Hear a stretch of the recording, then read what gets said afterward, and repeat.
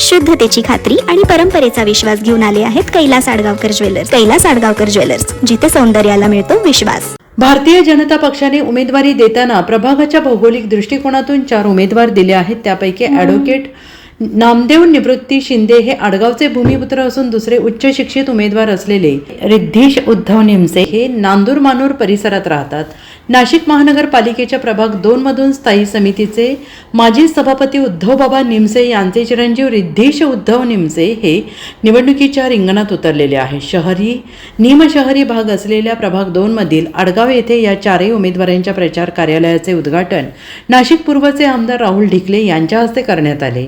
आमदार राहुल ढिकले, माजी आमदार बाळासाहेब सानप यांच्या मार्गदर्शनाखाली प्रभाग 1 मधून भारतीय जनता पक्षाने ॲडव्होकेट नामदेव निवृत्ती शिंदे, रिद्धीश उद्धव निमसे, ऐश्वर्या लाड जेजुरकर आणि इंदुमती सुरेश खेताडे यांना अधिकृत उमेदवारी दिली आहे.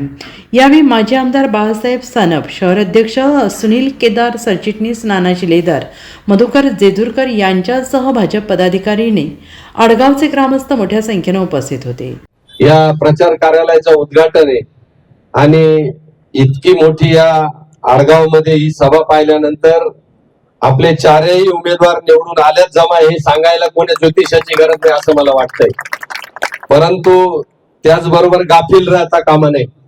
राजकारण हे युद्ध आहे आणि या युद्धात कोण काय फेक नॅरेटिव्ह पसरेल, कोण काय खोट्या बातम्या पसरवतील आणि कदाचित संभ्रम निर्माण करतील असं होता कामा नये. म्हणून आपण अतिशय तळमळीनं, अतिशय सजग राहून प्रचार केला पाहिजे. कारण आपण बघितलंय लोकसभेत आपल्याला फेक नॅरेटिव्ह पसरवून भारतीय जनता पार्टीच्या अनेक उमेदवारांना यशापासून दूर राहावं लागलं. केवळ संविधान बदलणारे अशा एका वाक्यावरून आपल्याला काही जागांवर कमी जागा मिळाल्या असं होता कामा नये. त्यामुळे आपण सजग राहिलं पाहिजे. जर आपल्या समोरचे काही उमेदवार असतील, त्यांचे प्रचारक असतील, जर ते काही खोट्या वावड्या पसरवत असतील, खोट्या बातम्या पसरवत असतील, तर आपण सजग राहून त्याला ताबडतोब उत्तर दिलं पाहिजे असं मला वाटतंय.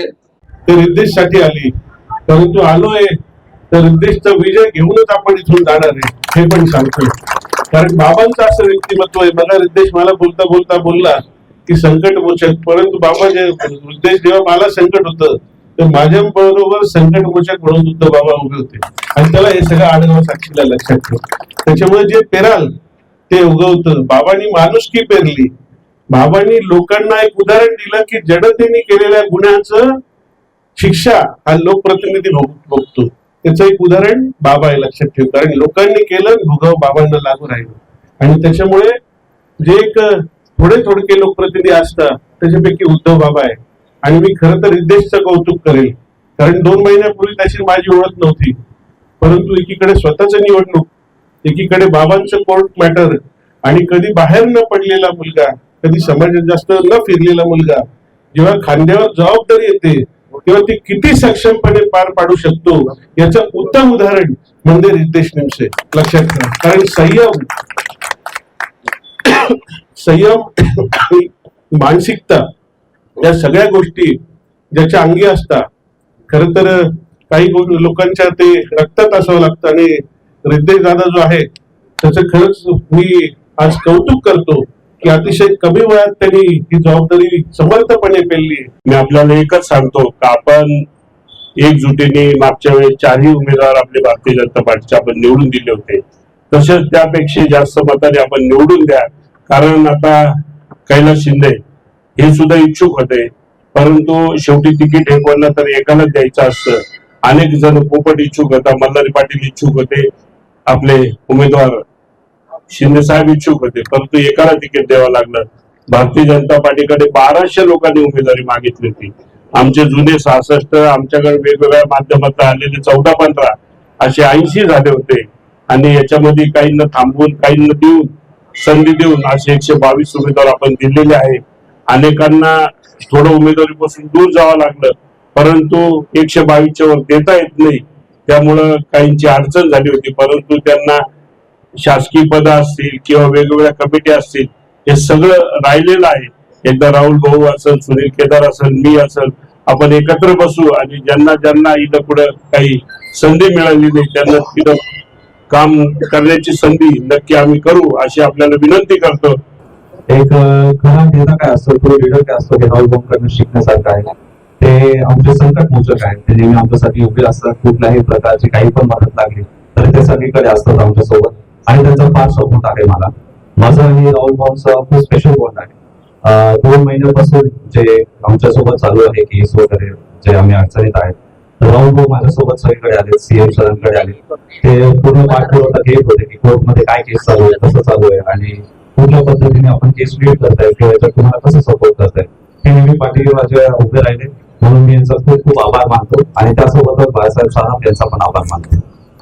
प्रभाग क्रमांक 2 मधील सर्व उमेदवार आमचे मित्र ऍडव्होकेट नामदेवरावजी शिंदे साहेब, लाडताई, खेताडे ताई व आमचे मामा उद्धव बाबा निमसे यांचे चिरंजीव रितेश. मित्रांनो, आज ह्या कार्यालयाच्या उद्घाटनाकरता जमलेला हा जो काही जनसमुदाय आहे तो निश्चित 4 उमेदवार असतील, आमदार राहुल भाऊ ढिकले साहेब असतील, माजी आमदार बाळासाहेबजी सानप साहेब असतील, यांच्यावर प्रेम करणारा आहे. परंतु आम्ही प्रभागाच्या बाहेरचे ग्रामीण भागातले आम्ही एवढंच सांगू इच्छितो की उद्धव बाबा निमसे यांनी ह्या प्रभागाकरता काम तर निश्चित केलं, परंतु आमच्यासारखे अनेक जण आहेत ज्यांना अडीअडचणीच्या काळामध्ये उद्धव बाबांनी आशीर्वाद रूपी सहकार्य त्या ठिकाणी कायम केलेलं आहे.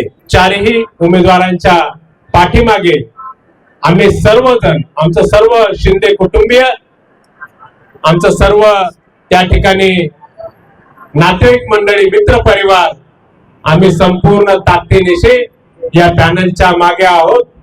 जेटी शिंदे मला वाटते या ठिकाणी शारीरिक कारणामुळे, तब्येत बरी नसल्यामुळे या ठिकाणी उपस्थित नाहीयेत, परंतु त्यांच्या वतीनेही मी सांगतो की आम्ही सर्वजण संपूर्ण ताकदीनिशी राहुल भाऊंचे हात बळकट करण्यासाठी आम्ही या पॅनलच्या मागे आहोत.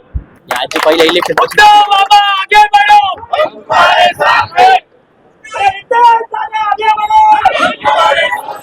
रिद्धेश निमसे, यतीन कदम, कैलास शिंदे, सानप ढिकले. प्रभाग क्रमांक 2 मध्ये भारतीय जनता पक्षाच्या सर्वच उमेदवारांना मतदारांचा पाठिंबा मिळत असून हे 4ही उमेदवार प्रचंड मताने विजयी होतील असा आशावाद कार्यकर्त्यांनी व्यक्त केलेला आहे. NCN न्यूजसाठी रोहन दानी, नाशिक.